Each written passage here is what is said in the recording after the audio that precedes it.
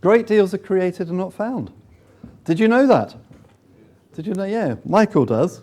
Yeah. A lot of people don't, though. A lot of people think that if they look long enough and hard enough, they'll find the great deal. Doesn't really work like that. Now, I'm not saying you can't find a great deal. Yeah, in some circumstances, or maybe just by luck, you'll find a great deal. But the best way to get a great deal is to create it. And this is why, for many, many reasons, I get very frustrated. Those of you who've done masterclass will have heard me say this before, but I get frustrated about people who will say to me, Peter, I've been trying to find some deals, but I can't find any. And I'll say, well, what have you been doing? And they'll say something like, well, I go on Rightmove every day, but I still, I've been doing it for 6 months, been on Rightmove every day for 6 months, and I still haven't found any deals. Well, you're not going to find deals on Rightmove. Well, maybe one or two, depends. I mean, I have found deals because I've known my gold mine area, so I've been able to see when properties have looked particularly interesting or a particularly good price. But the reality is that probably, 95% of the deals that are good deals are going to be good deals because you make them into good deals. And the first bit of that, I think, is understanding why somebody's selling. Understanding the motivation of the seller. When you can understand the motivation of the seller, then you can start structuring a deal which works for them and works for you.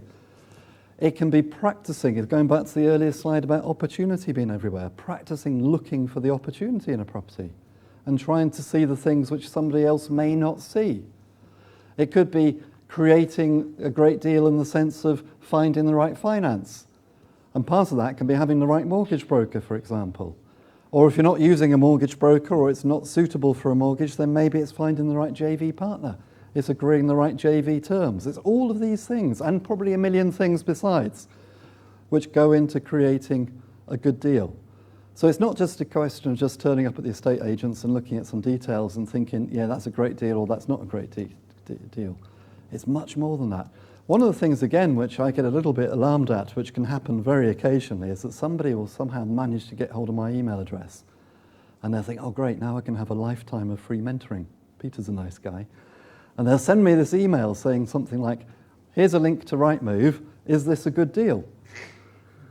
And you think, well, for a start, I don't know what you want to achieve. It's just, at this stage, it's just a picture of a house and a price, isn't it? How can I know whether it's a great deal? I don't know what you want to do with it.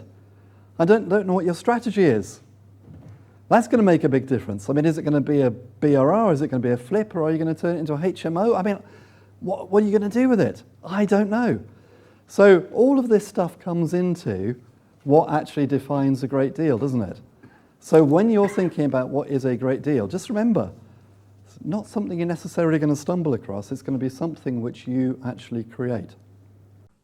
I hope you found this video useful and informative, and if you did, then please come over to my website www.thepropertyteacher.co.uk, where you'll find loads more great property related resources, including free special reports to download and my best-selling series of ebooks, which includes the Successful Property Renovators Workshop, 63 common defects in investment property and how to spot them. And if you're just starting out in property, or if you want to grow your portfolio, you may be particularly interested in the Successful Property Investors Strategy Workshop, in which I'll take you through exactly how I started and built my property portfolio, starting literally with none of my own money, and how I built a portfolio of £2 million worth of property in just 4 years. And that was starting from scratch. I'll take you through everything that I did right so that you can copy me and do the same. And I'll also show you everything that I did wrong so that you can avoid the mistakes that I made and so that you can progress in property and be far more successful far more quickly than I ever was. And this is based upon my own real life experience, and it took me about 4 years to actually work out how to do property investing properly. But in the 200 pages in the Successful Property Investors Strategy Workshop, I'm going to show you all of that 4 years knowledge condensed down so that you can use it immediately. And until next time, here's to successful property investing.